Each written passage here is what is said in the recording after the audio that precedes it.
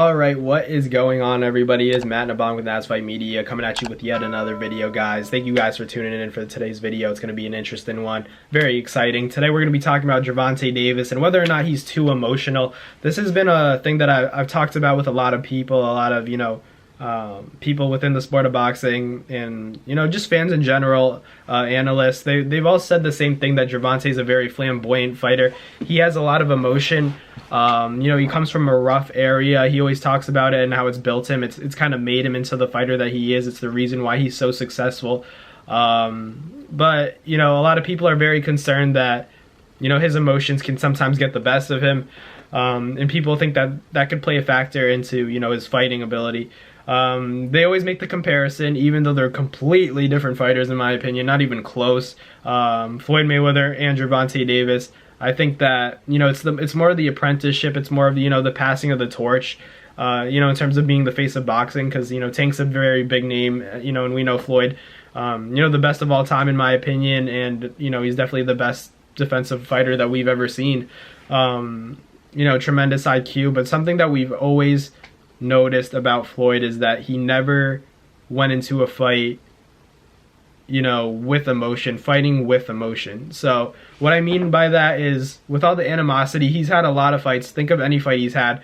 He's had a wild press conference. There's been some sort of drama, an animosity leading up to the fight, the build-up of the fight, which, is the reason why he is the pay-per-view king. The highest grossing pay-per-view numbers.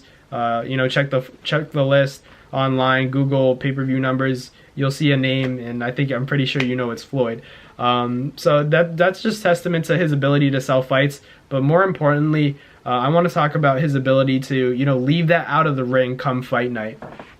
It's not easy to go into a fight, knowing that everything's on the line, your undefeated record, your legacy, your reputation, everything is on the line on that one night. His ability to set aside all of his differences, and just go in there and fight, hit and not get hit, and embarrass his opponent, punish them.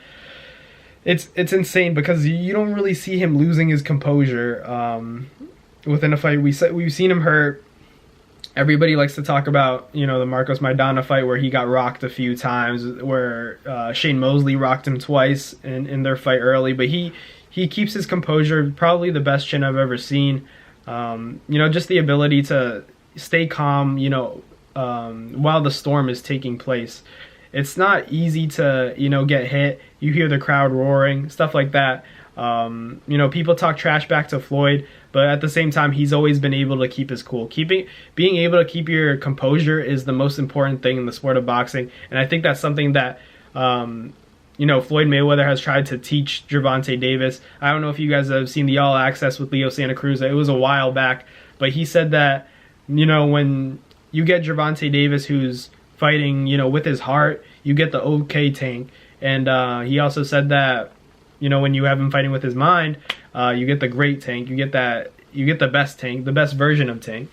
So I think that says a lot about, Floyd's mindset in terms of how he goes into fights. I think that's something that Gervonta is going to need to apply. Obviously, I think that Gervonta is already very level-headed. He's matured so much, in my opinion.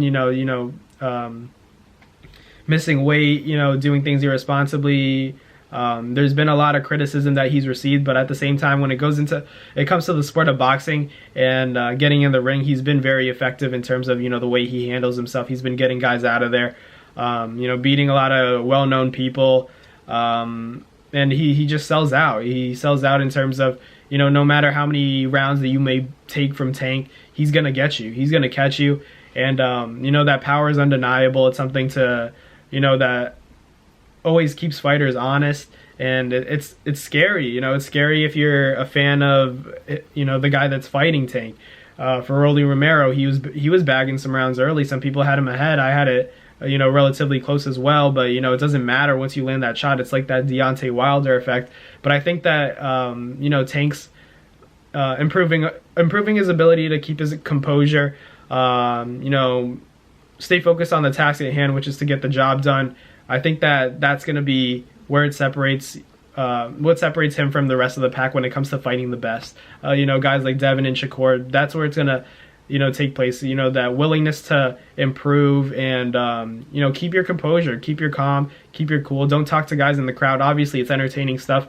He has the right to talk to the crowd, but I feel like him focusing, just putting in the work and doing his thing in the ring is going to be more than enough to get the respect of the people. So let me know in the comments. You guys think that Gervonta Davis, in terms of his emotion, is a good thing, or do you guys believe that it could potentially harm him?